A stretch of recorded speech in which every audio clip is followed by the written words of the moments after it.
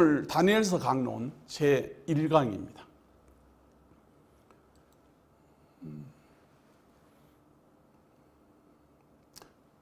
우리가 너무도 잘 알다시피 다니엘서는 구약의 대선지서 중에 마지막에 자리 잡고 있습니다. 이 내용이 좀 신비스럽고 좀 묵시적이라는 의미로 사실은 이것을 예언서라고 하지 않고 계시서, 묵시서라고 하는 것이 어떤 면에서는 온당하리라 그렇게 생각을 합니다.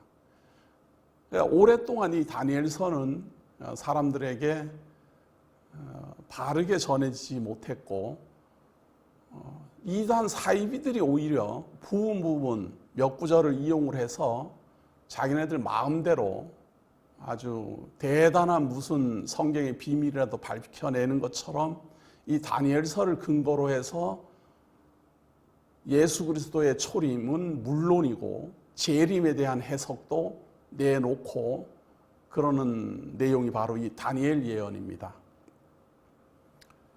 이 다니엘서를 바르게 가르치고 또 이것을 중요하게 여기는 교단은 허다하게 많습니다. 우리가 이렇게 생각해서 이단 사입이라고 생각하는 교단은 전부 이 다니엘 가지고 왜곡해서 확대 해석해서 가르칩니다.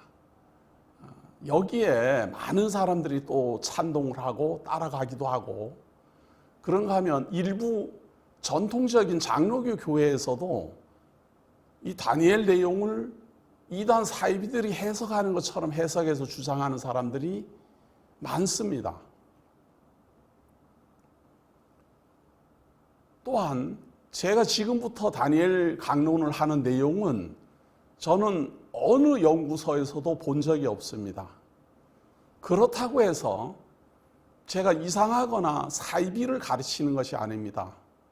성경의 본문대로 읽고 본문대로 해석을 합니다.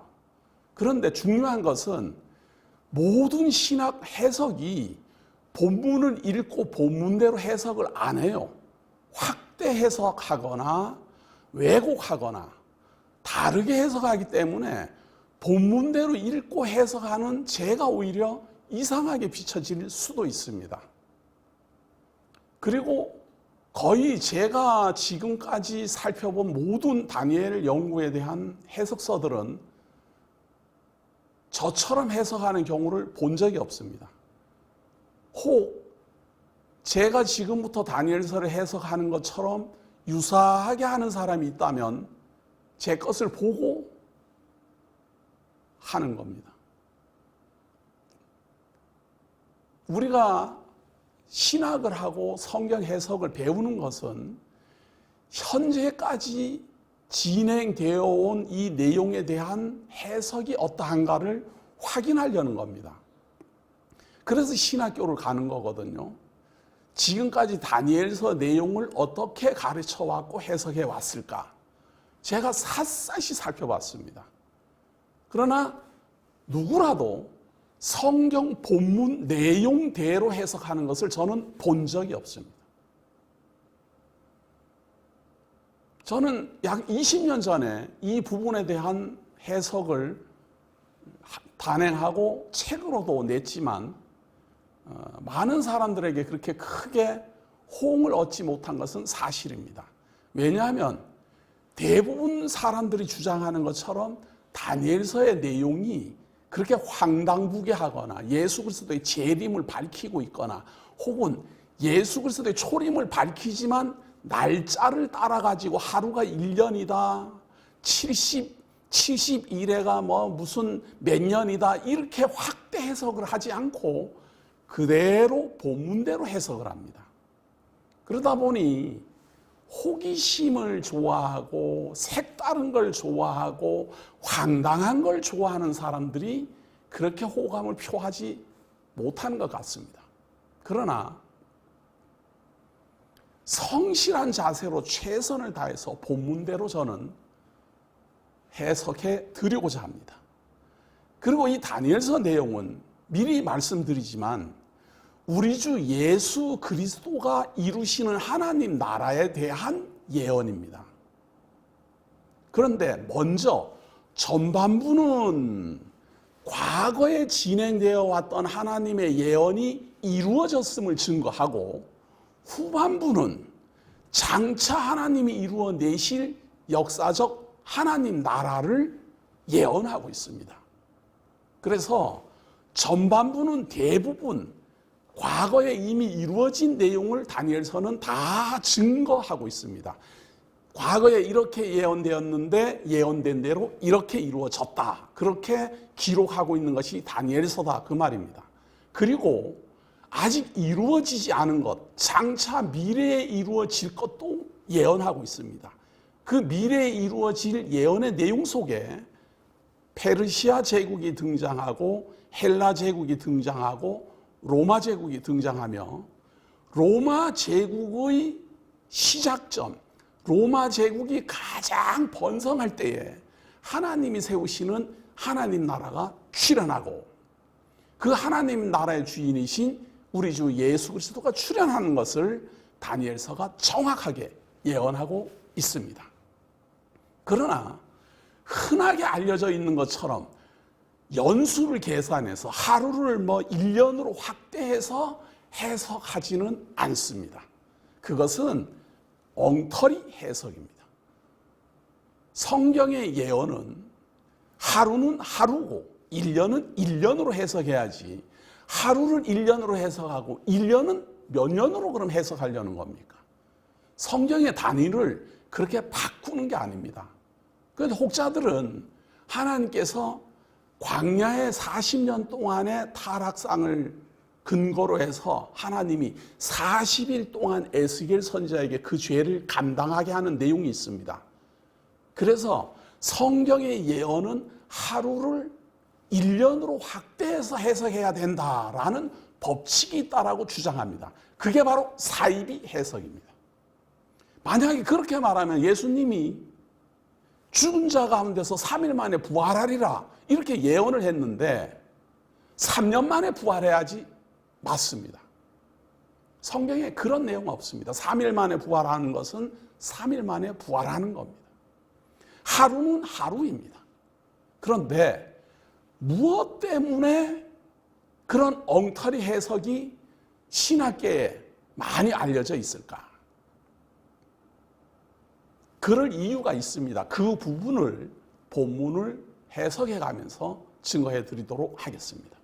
또 하나, 전통적이고 개혁적인 목사님들 중에서 이 다니엘 내용을 도저히 해석할 수 없기 때문에 다니엘서는 역사적으로 해석이 불가능하다라고 주장하는 사람이 허다하게 많습니다.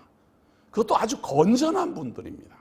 건전하시고 성경대로 해석하려고 아주 성경적 해석을 중요하게 여기면서도 이 다니엘 해석만큼은 역사적 해석이 불가능하다라고 판단해서 다니엘서의 비역사성을 주장하는 개혁파 목회자들이 많습니다. 저는 아닙니다. 성경의 모든 내용은 문법적 해석, 역사적 해석, 신학적 해석으로 모든 것이 증명될 수 있습니다. 특히 다니엘서도 완벽하게 역사적 해석이 진행되며 정확하게 하나님의 나라가 도래하는 것을 예언하고 있는 내용을 밝혀드릴 것입니다. 세 번째는 이 과거에 이미 이루어진 하나님의 나라가 이루어질 것이다 말씀하셨고, 하나님의 나라 곧 천국이 이 땅에 도래했음을 예언하고 있는 이 다니엘서, 과거에 이루어진 것을 강 목사는 왜 이렇게 열심히 증거하는가? 믿음은 과거에 근거하는 것입니다. 우리가 믿음으로 말미암아 구원에 이르는 하나님 나라의 성도라면 반드시 하나님이 옛적에 예언하셨고 예언한 대로 이루어주시는 하나님의 섭리를 보고 깨달아 믿음이 굳건해야 됩니다. 그 믿음이 성도님들을 구원에 이르게 합니다. 보이지 않는 하나님을 증거하는 것이 바로 예언하시고 예언한 대로 이루시는 내용의 증거이기 때문입니다. 그래서 온라인 복음교회에서는 구약의 모든 내용을 샅샅이 살펴 증거하고 있으며 그 중에서도 다니엘 내용은 이번에 바이블 스터디를 통해서 다니엘 예언부터 시작해서 요한계시록 내용까지 그 내용 본문을 읽어가면서 하나씩 모두 다 증명해 드리고자 이 시간을 정한 겁니다. 자, 오늘 이제 다니엘 본문으로 들어갑니다. 1장 1절 봅니다. 유다왕 여호야김이 다스린 지 3년이 되는 해에 바벨론 왕 느부갓네살이 예루살렘에 이르러 성을 에워쌌더니 주께서 유다왕 여호야김과 하나님의 전 그릇 얼마를 그의 손에 넘기심에 그가 그것을 가지고 신할 땅 자기 신들의 신전에 가져다가 그 신들의 보물 창고에 두었더라. 자, 다니엘서 이제 1장 1절부터 2절까지를 봉독해 드렸습니다. 이 내용은 과거에 예언되어 있는 내용에 대한 증거입니다. 과거에 하나님이 예언한 내용이 있어요. 무슨 내용? 예루살렘에 있는 이런 하나님의 전에 있는 이 제기, 곧 제사를 지내는 이 기구들이 바벨론 땅으로 옮겨지게 될 것이다. 그렇게 예언이 되어 있다 그 말입니다. 또한 이 다니엘서는 유다 왕국이 패망을 하고 바벨론의 포로로 잡혀가서 바벨론 땅에서 기록된 선지자 다니엘의 기록입니다. 그래서 이 다니엘서 자체가 유대 이스라엘 땅에서 기록된 것이 아니라 바벨론 땅에서 기록된 겁니다. 이방 지역에서 기록된 내용이 다니엘서입니다. 그런데 이렇게 이방으로 유다 백성들이 포로로 잡혀갈 것이 성경은 미리 예언하고 있습니다. 그 예언된 대로 이루어졌음을 주장하는 것이 바로 다니엘서 1장 1절부터 증거하고 있는 겁니다. 당연히 다니엘서 본문을 이제 들어가서 본격적으로 해석하기 이전에 과거에 어떤 예언의 내용들이 존재하는가 하는 것을 우리는 살펴볼 필요가 있습니다. 그 예언된 대로 이루어졌습니다라고 증거하고 있는 게 바로 다니엘서이기 때문입니다. 그러니까 그 증거의 내용인 다니엘서를 읽기 이전에 과연 하나님께서는 선지자를 통해서 무엇이라고 어떻게 언제 예언했는가, 그 예언을 확인해서 이번 다니엘 강론의 서론으로 삼고자 하는 것입니다. 자, 가장 먼저는요, 모세 선지자를 통해서 예언한 내용입니다. 모세 선지자는 우리가 너무도 잘 아는 것처럼 이스라엘 민족을 애굽에서 인도해낸 이스라엘 민족의 메시아입니다. 하나님이 모세를 메시아로 보내어 그들을 애굽에서 구원해내시고 홍해를 건너 광야에서 40년 동안 만나를 내리고 반석을 터뜨려 물을 먹여 그들로 하여금 40년 동안 광야에서 생활하게 합니다. 그리고 이 40년 세월이 진행하는 이 애굽에서부터 해방을 얻어가지고 광야 생활을 하는 이 진행하는 동안 하나님께서는 이들에게 계명과 율례와 규례와 법도를 가르칩니다. 그 내용이 바로 출애굽기, 레위기, 민수기입니다. 자, 이렇게 다 가르쳤는데 40년 동안 광야 생활을 하면서 이스라엘 민족은 민족이 거듭납니다. 20세 이상은 다 죽임을 당하고 20세인 사람이 60세가 되는 겁니다. 40년을 광야에서 지냈기 때문에. 그래서 20세 되었던 사람이, 광야로 나올 때는 20세였던 사람이 60세가 되었을 때 모세는 가나안 땅을 들어가기 직전 모압 땅에서 그들에게 지금까지 있었던 애굽으로부터 시작해서 그들이 구원한 하나님의 모든 섭리 내용을 다시 한번 반복해서 교육합니다. 그 교육하는 내용이 바로 신명기서입니다. 그래서 이 신명기서는 출애굽기, 레위기, 민수기의 종합판입니다. 이 신명기를 통해 가지고 모세는 물론 말을 빌려서 모세이지요. 하나님이 모세로 하여금 예언을 하는 겁니다. 무슨 예언을 하는가 하면 너희들은 내가 약속한 대로, 아브라함에게 약속한 대로, 이삭에게 약속한 대로, 야곱에게 약속한 대로 이제 이방의 계획이 되어 400년 종살이가 끝이 나고 약속의 땅 가나안으로 들어가게 될 것이다. 분명히 내가 가나안 땅을 정복해서 차지하게 할 것이다. 지금은 비록 가나안 7족이 다 차지하고 있지만 반드시 가나안 땅을 내가 너희에게 주리라. 그러나 너희들이 그 땅을 다 차지하고 나면 하나님을 잊어먹고 이방신을 섬기고 지금 가나안 족속들이 섬기고 있는 그 이방 족속들이 섬기는 그 이방신들을 믿다가 나에게 징계를 받아서 이 땅에서 뽑혀서 남의 나라로 포로로 잡혀가고 포로로 잡혀가서 이방 지역에서 이방인들이 섬기는 그 우상을 실컷 섬기게 될 것이다. 그러다가 그 슬픔, 고통, 그 박해 속에서 하나님이 우리를 이집트에서 구원해내시고 하나님이 약속한 가나안 땅에서 살게 하셨는데 그 하나님을 우리가 잊어먹고 하나님 앞에 범죄하였노라 하고 깨달을 그때가 되면 너희들을 다시 불러들여 하나님의 가나안 땅에서 회복시켜 줄 것이다. 예언을 합니다. 이 다니엘서는요 570년경 기록이거든요. 주전 570년. 우리나라로 말하면은 당군 시대입니다. 당군 시대. 우리나라하고 이 성경의 역사를 잘 비교를 하시려면 우리 주 예수 그리스도가 이 땅에 오셨을 때 우리나라가 삼국이 시작된 겁니다. 고구려 신라 백제가 그때 시작된 거예요. 그때부터 우리나라는 기원하고 그 전은 당군 시대라 그래가지고 이 당군 시대는 이 선사 시대라 그래서 우리는 정확한 역사적 기록을 알 수 없어요. 근데 이 다니엘서는 그것보다도 570년 전의 기록입니다. 근데 제가 지금 설명드린 신명기서는 그때보다도 1400년 전의 예언입니다. 다니엘서가 기록되기도 전에 900년 전이다 이런 이야기입니다.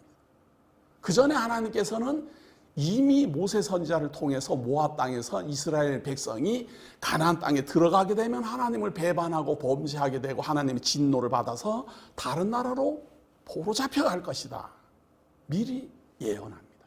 그 내용을 간략하게 살펴보도록 합니다.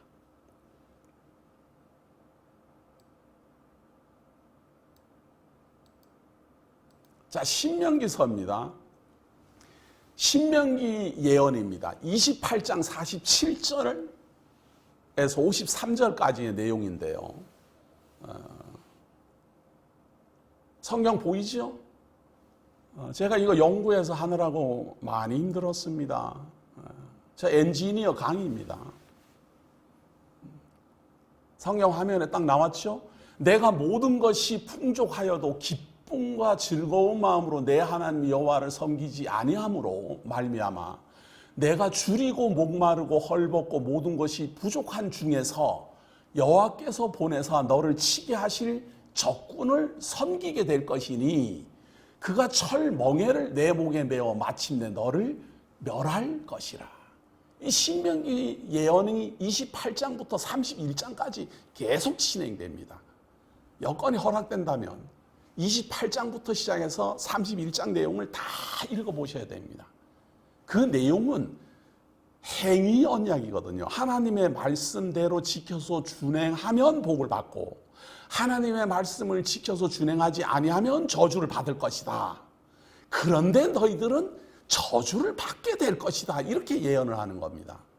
그 내용이 그 예언 중에 가장 맨 먼저 나오는 게 바로 이 28장 47절 내용이에요.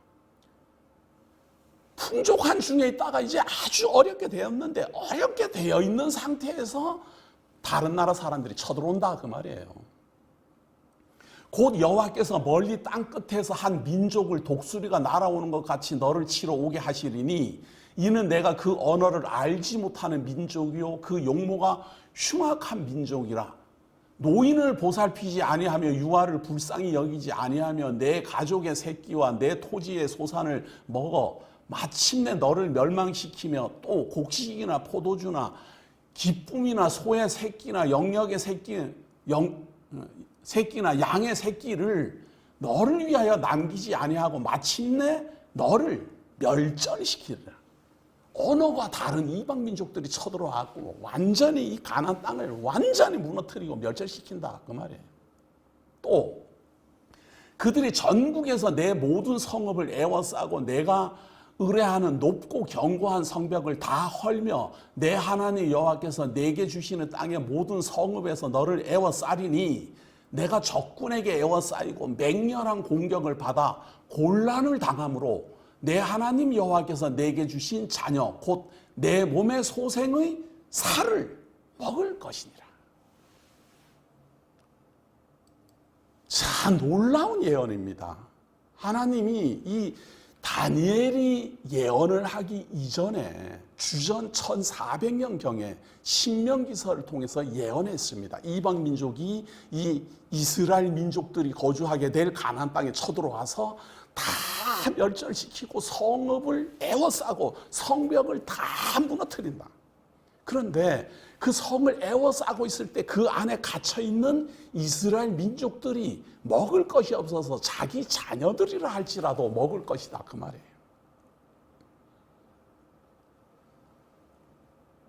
이 다니엘서를 기록하고 있는 이 다니엘은 지금 바벨론의 포로로 잡혀갔거든요. 그런데 이 바벨론의 포로로 잡아간 바벨론 제국의 제왕 이름이 느부갓네살입니다. 이 느부갓네살은 바벨론 제국을 건국한 나보폴라살의 아들입니다. 그런데 나보폴라살이라는 사람은요, 이때 당시까지 가장 강력한 제국이 무엇이었는가 하면 아수르 제국이었습니다. 이 아수르 제국은 바벨론 제국이 일어나기 전에 그 근동에 있는 수많은 나라들을 다 정복했어요. 그리고 잔인해요. 그리고 반드시 인종 청소를 단행하는 특징을 가지고 있는 게 아수르 제국입니다. 어느 나라든지 침공에 들어가면요, 그 나라에 있는 그 민족, 본토배기들을 전부 다 다른 나라로 이전시킵니다. 그리고 거기는 다른 나라 사람들을 불러들여요.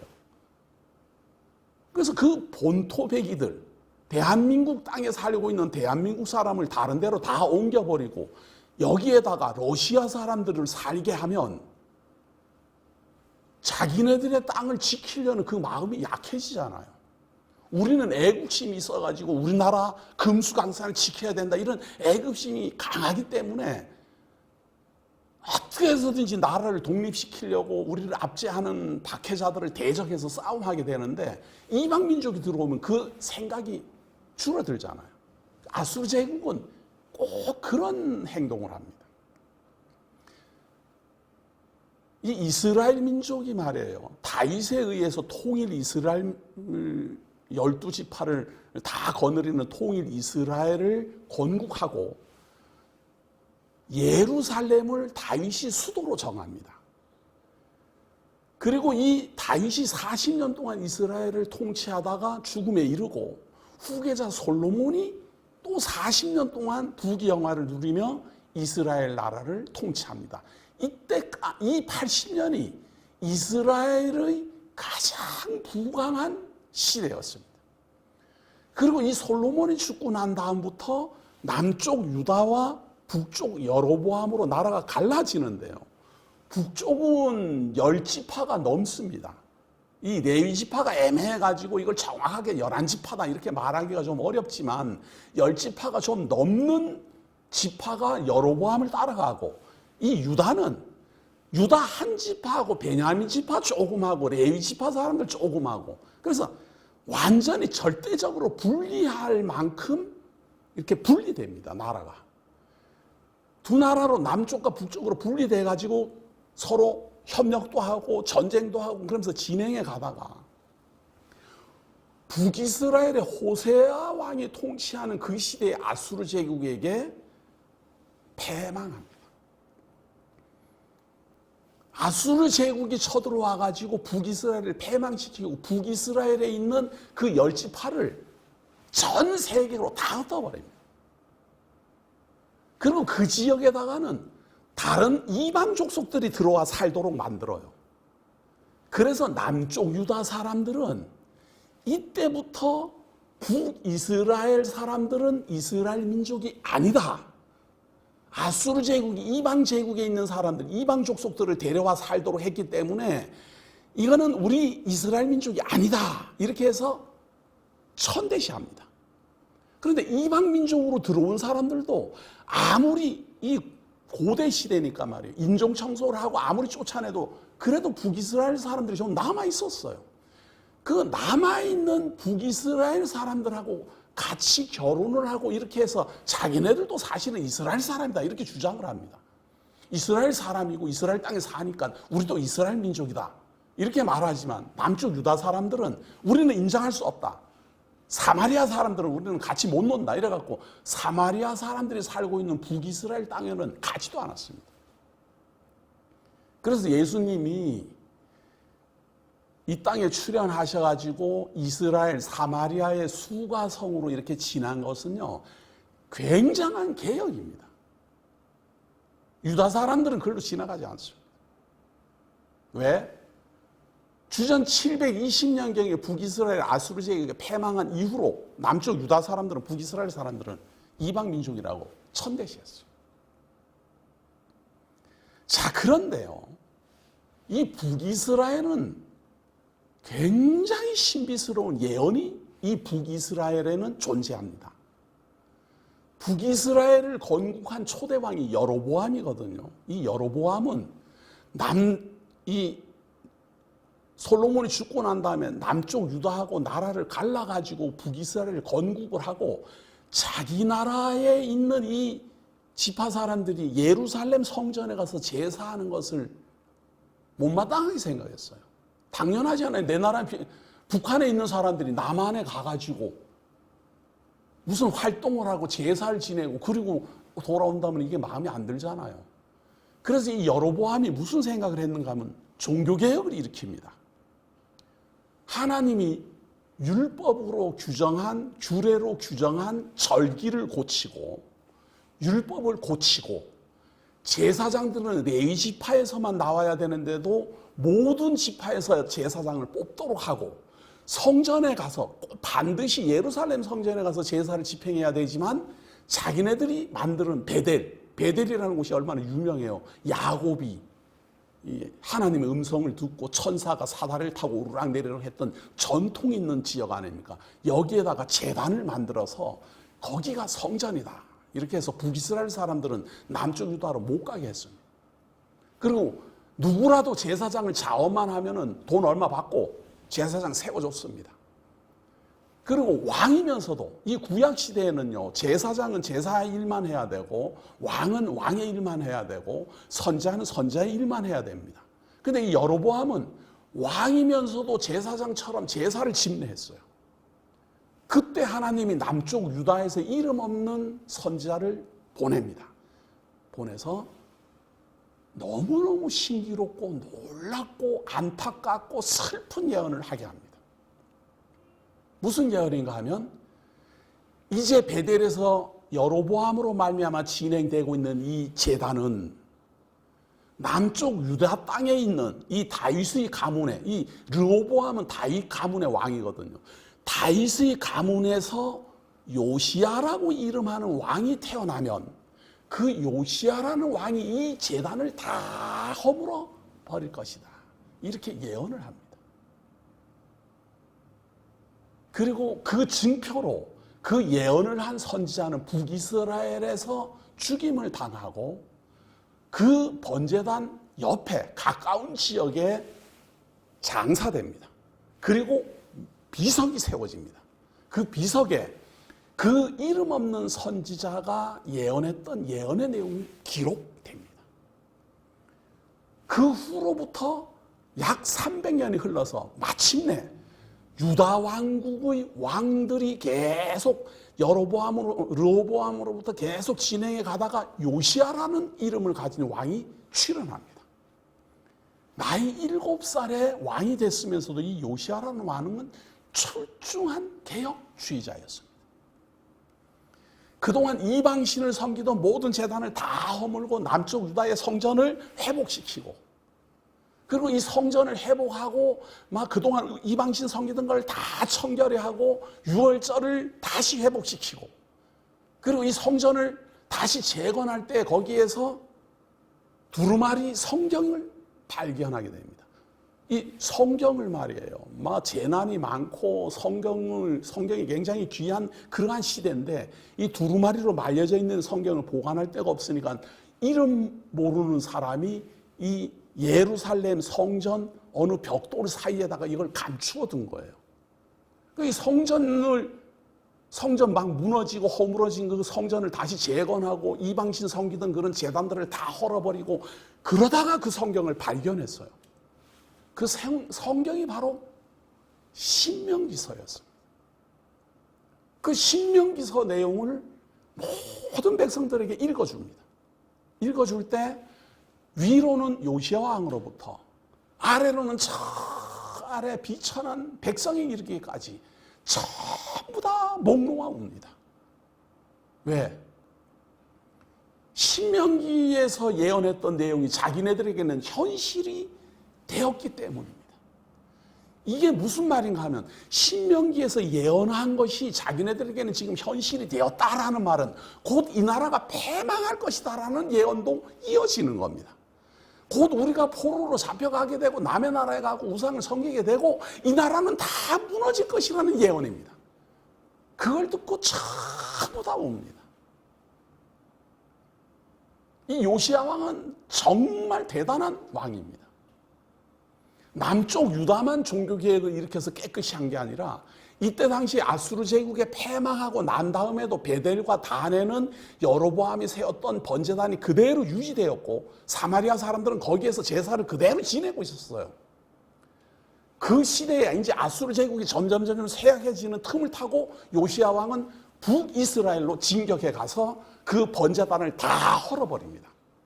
그런데 그 번제단을 헐어버리다가 뭔가 특별한 비석이 하나 서 있는 걸 발견했어요. 그리고 그 비석의 내용을 읽어보고 이 요시야 왕은 깜짝 놀랍니다. 왜냐하면 자기의 이름이 딱 비석에 300년 전에 기록이 되어 있었기 때문에. 유다 왕국에서 다윗의 가문에서 요시야라고 이름하는 왕이 나면은 이 번제단은 무너질 것이다. 성도님들도 생각해 보세요. 얼마나 놀라운 예언입니까? 이 요시야 왕은 성군이었습니다. 이 요시야 왕이 이제 유다 왕국을 통치를 하면서 어떻게 해서든지 유다 왕국을 깨끗하게 하고 종교개혁을 일으키고 되살리고자 애를 썼지만 하나님이 신명기에 예언한 대로 이 나라의 패망은 정해진 수순을 따라 패망하도록 되어 있습니다. 성도님들이 이걸 아셔야 됩니다. 성경의 예언은 무슨 일이 있어도 번복되지 않습니다. 쉽게 말씀드리면 우리가 성경에 예언하기를 예수 그리스도의 재림을 예언하고 있잖아요. 그리고 부활을 하고 그리고 천여왕국이 예언되어 있고 그리고 천여왕국 마지막에 모든 처음 하늘과 처음 땅이 다 사라지고 그리고 백보자 심판이 진행되고 하나님의 영원한 나라가 도래할 겁니다. 이 예언은 정확하게 이루어지지 내가 재림하려고 했는데 조금 더 기다리기로 한다라는 둥 혹은 재림하려고 했는데 이제는 안 하기로 했다라는 둥 심판하려고 했는데 이제 내가 취소한다라는 둥 그런 일은 없습니다. 만약 그렇게 하면 하나님을 우리는 믿을 수가 없습니다. 우리가 하나님을 믿는 것은 말씀하신 대로 이루어지고 이루시고 이룰 것이기 때문입니다. 그런데 이런저런 사정이 있어갖고 하나님이 이렇게 이루려고 했다가 취소를 한다? 그러면 믿을 수가 없잖아요. 신실하신 하나님은 말씀하셨으면 말씀하신 대로 이루시는 분입니다.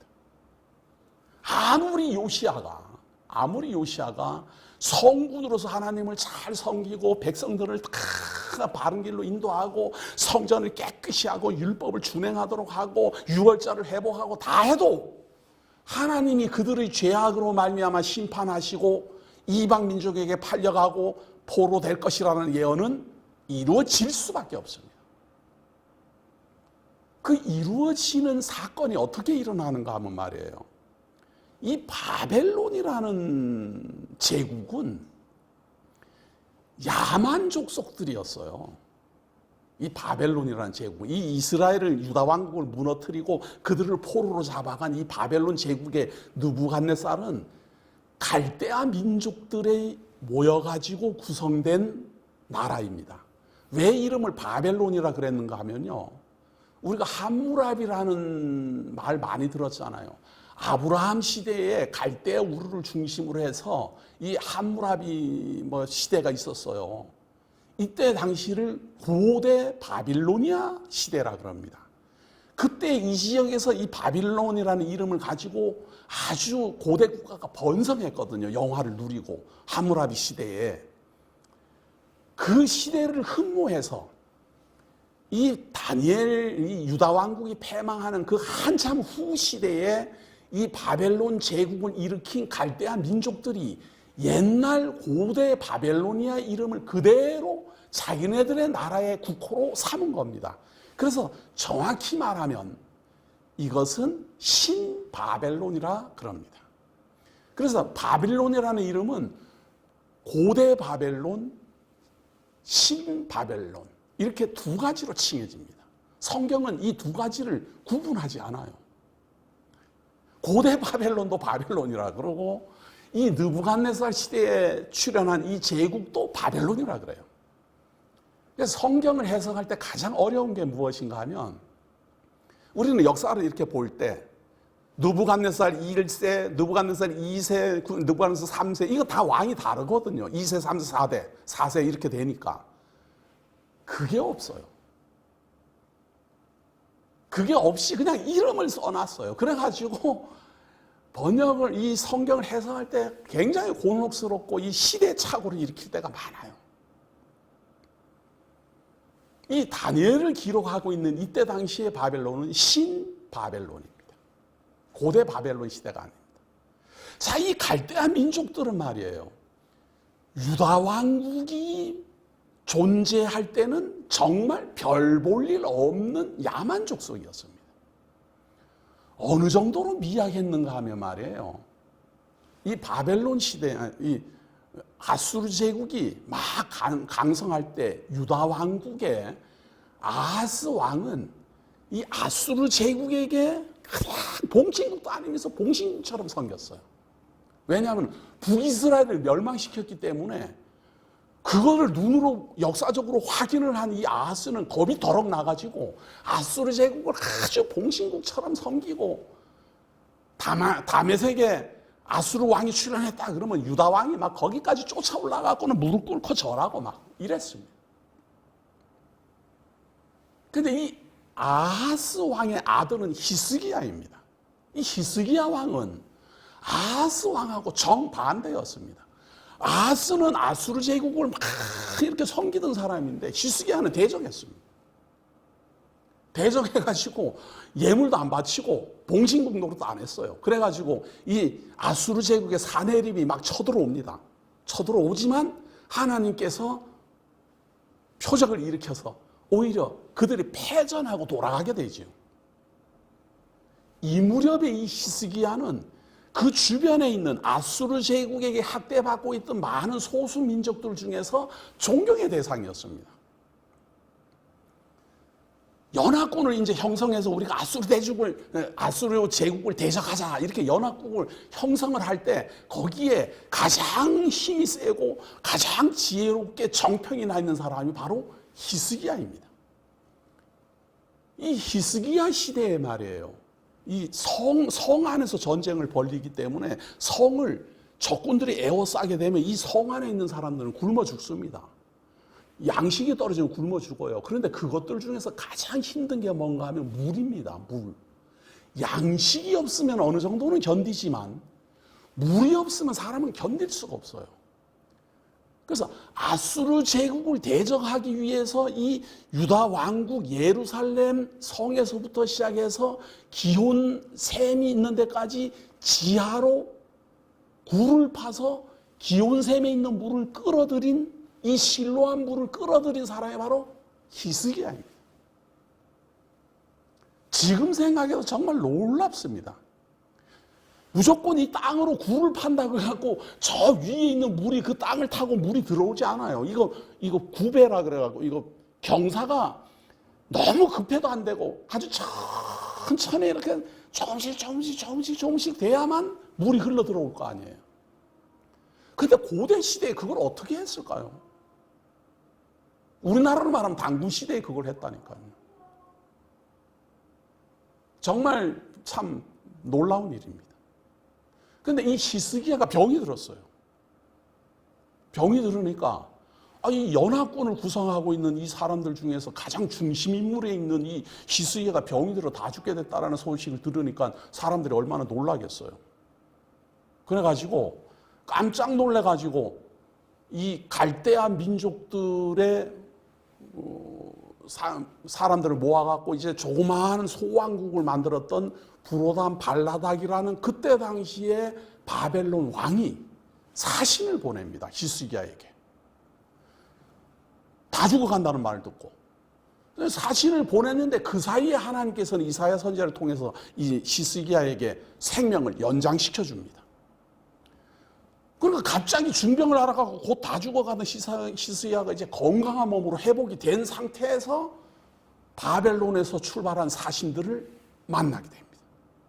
만나니까 히스기야가 너무너무 기분이 좋은 거예요. 다 죽어가다 이제 살아났고 외국에서 사신까지 보냈고. 그러니까 이 바벨론 나중에는 제국이라 그러지만 이때까지만 해도 바벨론이라는 나라는 소왕국이었어요.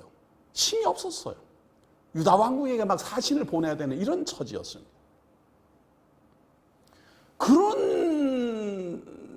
그런 상태였고 그 사신들이 왔다라는 말을 듣고 히스기야가 너무너무 기분이 좋아서 그 사신들을 영접을 하고 대접만 그냥 하고 돌려보내면 될 텐데 너무너무 기분이 좋아서 자랑을 했습니다. 우리도 그러잖아요. 집을 새로 사고 뭐 가구를 새로 장만하고 이렇게 해서 집들이를 하고 사람들을 막 영접하면은 자랑하고 싶잖아요. 이건 어디 가서 샀는지 저거네요. 이거는 뭐 어디에서 샀는데 뭐 어디에서 귀한 물건이라도 이거 자랑하고 싶잖아요. 사람들에게. 그런 자랑을 막 한 거예요. 그런데 그런 자랑을 하는 것만도 좋은데 히스기야가 군사력도 보여주고 경제력도 보여주고 이 유다 왕국이 얼마나 부강한지를 자랑을 하면서 가장 비밀스러운 이 국가의 기밀에 속하는 내탕고까지 다 보여줍니다. 이것은 왕실의 재산이거든요. 이 국가의 국력에 가장 중요한 절대 비밀로 감춰야 되는 여기를 다 보여줍니다. 이게 무슨 말인가 하면요. 히스기야는 하나님을 의지하기보다는 이스라엘 왕국의 군사력을 의지하고 경제력을 의지하고 자기네들의 내탕고에 있는 그 금은 보화를 더 귀하게 여겼다라는 뜻입니다. 곧 다 죽어가다가 하나님의 은혜로 말미암아 긍휼함을 입어서 살아났으면서도 그래요. 그렇게 어리석어요. 바로 그때 이사야가 히스기야에게 나타납니다. 이사야 선지자가 나타나서 바벨론 사신들이 왔다 갔다 그러는데 이사야는 말이 귀족이었어요. 선지자지만 귀족이었어요. 그래서 왕실에서 드나들고 막 왕하고 뭐 많은 회의도 하고 그러는 사람이었어요. 이 바벨론에서 사신들이 왔다 갔다 그러는데 뭘 어떻게 했습니까? 하고 물어보니까 히스기야가 자기가 자랑한 걸 이사야 선지자에게 다 설명합니다. 그리고 내탕고까지 다 보여줬다라는 말을 합니다.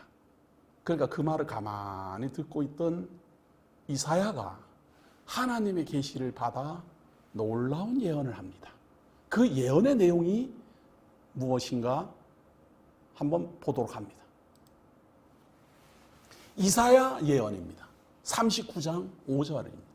39장 5절에서 7절입니다. 이 예언을 할 때는 다니엘서가 기록되기도 전에 약 200년 전의 예언입니다.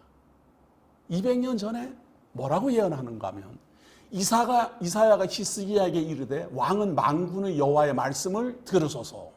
비록 이사야가 말하지만 하나님의 말씀이다 그 말이에요. 보라, 날이 이르리니 내 집에 있는 모든 소유와 내 조상들이 오늘까지 쌓아둔 것이 모두 바벨론으로 옮긴 바 되고 남을 것이 없으리라. 여호와의 말이니라. 또 내게서 태어날 자손 중에서 몇이 사로잡혀 바벨론 왕궁의 환관이 되리라 하셨나이다. 약 200년 전에 예언이 주어진 겁니다. 약 200년 전에 이 유다 왕국에 있는, 예루살렘에 있는 이런 내탄고에 있는 이런 보물들이 바벨론으로 옮겨진다는 거예요. 그 작은 나라에. 거기다가 이 유다 왕국의 이 왕족이 바벨론에 붙잡혀가지고 환관이 된다라는 겁니다. 왕을 섬기는 신하가 된다라는 거예요. 히스기야는 아마 이 말을 들을 때만 해도 설마 했을 겁니다. 그만큼 바벨론은 작은 나라였어요. 그러나 이 바벨론은 그때부터 부흥하기 시작합니다. 주변에 있는 소수 민족들을 다 끌어모읍니다. 그리고 유다 왕국을 제외하고, 왜 유다 왕국을 제외했는가 하면요, 히스기야는 아수르 제국을 대적했는데 히스기야의 아들 므낫세는 또 아수르 제국을 섬겼어요. 그리고 이 므낫세가 가장 통치를 오랫동안 했습니다. 므낫세가 가장 통치를 55년이나 하면서 이 유다 왕국을 완전히 아수르 제국의 우상 섬기는 나라로 다 변질시켜버렸어요. 참 정말 답답하죠. 자기네 아버지는 그렇게 지혜롭게 아수르 제국을 대적했는데 바로 그 아들은 아수르 제국을 또 섬기느라고 야단났어요. 그러나 바벨론은 그때부터 주변에 있는 유다 왕국을 제외한 모든 소수 민족들을 끌어모으면서 연합을 결성합니다. 그 연합을 결성해가지고 이 아수르를 대적할 만큼 크게 연합체를 결성한 사람이 바로 나보폴라살이라는 바벨론 제국을 건국한 왕입니다. 이 나보폴라살의 아들이 느부갓네살입니다. 이 나보폴라살은 연합국을 이끌고 아수르 제국의 수도 니느웨를 침공해 들어갑니다. 소선지성에 나훔이라는 선지서가 있습니다. 그 나훔을 통해서 하나님은 미리 예언했습니다. 아수르 제국의 니느웨 성이 불타 무너질 것이다. 참으로 이 나보폴라살은요, 니느웨 성을 에워싸고 불화살 공격으로 아수르 제국의 니느웨 성을 무너뜨립니다. 그러니까 전쟁이라는 것이 그렇듯이요, 아무리 제국이 무너져도 패잔병은 꼭 있습니다. 이 패잔병들이 아브라함이 갈대우르에서 출발할 때 하란이라는 지역을 거쳐서 가나안 땅으로 오잖아요. 이 아수르 제국의 패잔병들이 하란으로 다 모였습니다. 바벨론 제국이 나보폴라살에게 패전을 하고 다 흩어진 사람들이 하란으로 다 집결을 해가지고 이때 당시 애굽 왕 이 파라오에게 구원을 요청합니다. 당신이 우리와 연합해가지고 이 바벨론 제국, 이 신생 바벨론 제국을 무너뜨리면 우리가 차지하고 있는 이 모든 땅의 반을 당신들에게 주겠습니다. 뭐 이런 협약을 하고 이 애굽의 왕 바르누고에게 청원을 합니다. 그러니까 바르누고가 신이 나가지고 애굽 군대를 이끌고 하란으로 진격해 올라갑니다. 그런데 이 하란 땅으로 진격해 올라가려면 반드시 유다 왕국이 있는 곳을 지나가야 됩니다. 유다 왕국이 있는 곳을 지나서 해변길을 타고 하란으로 올라가야 되는데 이때 유다 왕국의 왕은 요시야 왕이었습니다. 이 요시야 왕이 애굽이 우리나라를 지나가지고는 하란에 있는 아수르 제국의 패잔병들하고 연합한다고 그건 안 되지. 반대하고 나섰습니다. 아수르 제국이 일어나는 것도 싫고 바벨론 제국이 일어나는 것도 싫고 애굽이 일어나는 것도 싫어요. 요시야는 오직 하나님을 의뢰하고 모든 적군들을 다 상대하고 있었어요. 그래서 아수르 제국도 이 애굽하고 연합을 하게 되면은 큰 세력이 되니까 그걸 연합 못하게 하기 위해서 무기또라는 곳에서 진을 칩니다. 이 무기또가 헬라어로 말하면 아마겟돈이에요. 많은 사람들이 요한계시록에 나오는 마지막 전쟁이 아마겟돈이다 하고 야단인데 그냥 헬라어로 아마겟돈이 무기또예요.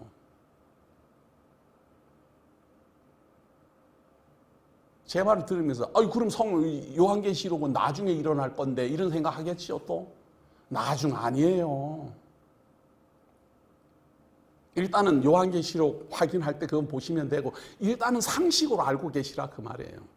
이 무기또에서 애굽의 이 바르누고가 이스라엘 백성을 유다 왕국을 지나가지고 지금 하란에 있는 아수르 제국하고 연합을 하려고 올라가는 것을 중간에 막아섰는데 이 전쟁에서 요시야 왕, 성군, 이 위대한 왕은 어이없이 죽습니다.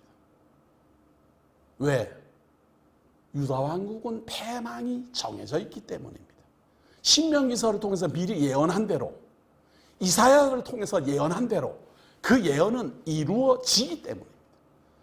아무리 후에 태어난 요시야 왕이 아무리 나라를 왕국을 깨끗하게 만들어도 망하기로 정해져 있는 패망하기로 예언되어 있는 예언은 예언대로 진행됩니다. 이 요시야 왕은 정말 안타깝게도 어이없이 이 무기또 전투에서 어이없이 전사하고 맙니다. 그리고 이 애굽의 바르누고는 유다 왕국을 지나쳐 올라갑니다.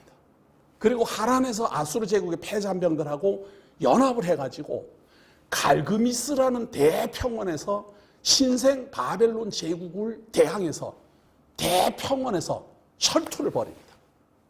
이 전투를 갈그미스 전투라 그렇게 말합니다. 이 갈그미스 전투의 바벨론의 총지휘자가 바로 황태자 느부갓네살이었습니다. 아수르 제국의 수도를 무너뜨리는 것은 아버지 나보폴라살이 했다면 갈그미스에서 이집트와 나머지 아수르 제국의 패잔병들을 물리친 사람은 느부갓네살입니다. 이때까지만 해도 나보폴라살은 살아있었습니다. 그래서 황태자로서 갈그미스 전투에서 이들을 다 무너뜨립니다. 여기서 패전하고 바르누고는 애굽으로 도망갑니다. 도망가면서 그냥 가면 될 텐데 도망가면서 유다 왕국을 또 지나갈 것 아니에요. 자기네들이 이 요시야 왕을 무너뜨렸기 때문에 요시야 왕은 자기네 나라의 식민지가 된 거예요. 그러니까 내려가면서 그냥 가지 않고 유다 왕국의 살몬이라는 왕이 세워졌는데 이 살몬은 요시야 왕의 네 번째 아들입니다. 요시야 왕에게는 다섯 명의 아들이 있는데요. 첫째는 어떻게 됐는지 근거가 없어요. 증거가 아무것도 없어요. 근데 가장 넷째 아들이 왕이 됐어요. 이 넷째 아들 살몬을 애굽으로 인질로 붙잡아 갑니다. 붙잡아가고 둘째인 여호야김을 유다 왕으로 세웁니다. 여호야김을 유다 왕으로 떡 세워놓고는 애굽으로 내려가서 자기네들의 봉신국이 되라 이렇게 하고 내려갔어요. 그러니까 여호야김은 당연히 바벨론은 대적을 삼아야 되고 애굽을 섬겨야 돼요. 그러니까 어떻게 해서든지 애굽에게 잘해야 돼요. 자기를 왕으로 세워줬으니까. 이때 예레미야 선지자가 나타난 겁니다. 예레미야 선지자가 나타나가지고 애굽에게 굴복하면 안 됩니다. 우리는 바벨론을 섬겨야 됩니다. 하나님이 말씀하시기를 애굽을 섬기면 우리는 다 멸망당하게 될 것이라고 예언합니다. 반드시 바벨론에게 굴복해야 됩니다. 바벨론을 섬겨야 우리 왕국이 망하지 않고 바벨론을 섬겨야 우리가 멸절당하지 않습니다. 바벨론을 섬겨야 됩니다. 바벨론을 섬겨야 됩니다. 유다 왕국에서 이 말을 들어줄 사람은 아무도 없습니다. 갈대아 민족, 그 이름도 없던 야만 족속들이 지금 완전히 신생 왕국을 구성해가지고 어쩌다가 갈그미스 전투에서 이제 이겼다고 해가지고 그들을 막 섬겨야 될 이유가 하나도 없어요. 그러나 애굽은 전통 있는 제국입니다.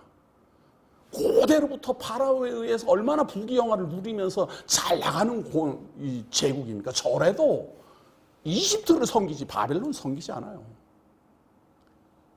그러나 예레미야는 하나님의 뜻대로만 계속 전합니다. 그래서 많은 구박을 당하게 되고 채찍을 맞게 되고 조롱을 받게 되고 왕따 중에 왕따가 됩니다.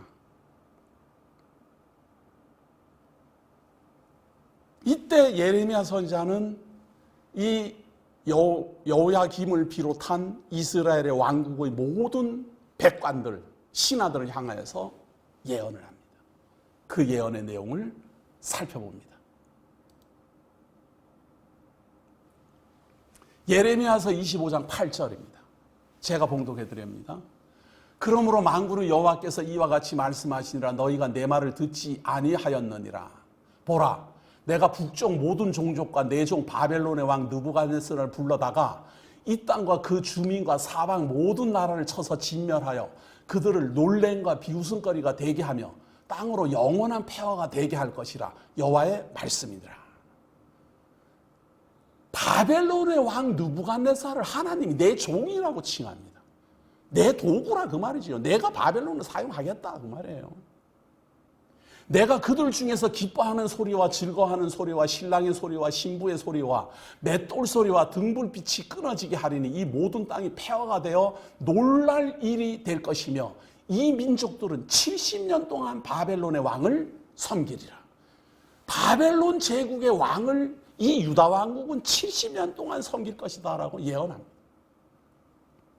또 여호와의 말씀이니라. 70년이 끝나면 내가 바벨론의 왕과 그의 나라와 갈대아인의 땅을 그 죄악으로 말미암아 벌하여 영원히 폐허가 되게 하되 내가 그 땅을 향하여 선언한 바 곧 예레미야가 모든 민족을 향하여 예언하고 이 책이 기록한 나의 모든 말을 그 땅에 임하게 하리라.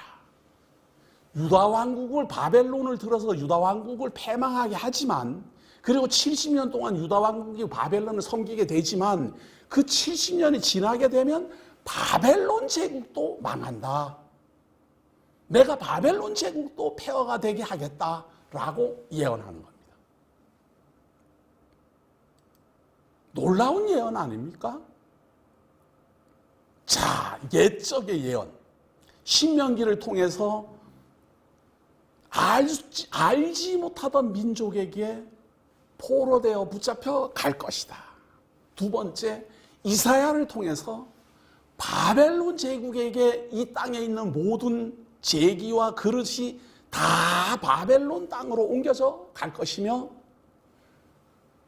유다 왕국의 왕자들 중에서 이 귀족들이 포로로 붙잡혀 가가지고 바벨론의 왕을 섬기게 될 것이다라고 200년 전에 예언했고 이 예레미야 선지자는 이스라엘 유다 왕국이 패망하기 직전에 예언하기를 바벨론에게 패망해서 70년 동안 바벨론 왕을 섬길 것이다. 이렇게 예언을 했습니다. 그 예언대로 이루어졌다라고 주장하는 것이 바로 다니엘서 1장 1절입니다. 유다 왕 여호야김이 다스린 지 3년이 되는 해에 바벨론 왕 느부갓네살이 예루살렘에 이르러 성을 에워쌌더니 주께서 유다 왕 여호야김과 하나님의 전 그릇 얼마를 그의 손에 넘기심에 그가 그것을 가지고 신할 땅 자기 신들의 신전에 가져다가 그 신들의 보물 창고에 부었더라. 여기까지가 다니엘 예언을 해석해가는 서론입니다. 이제 다음 목요일부터는 본문 내용 해석에 들어가도록 하겠습니다. 다음 주에 또 뵙겠습니다. 고맙습니다.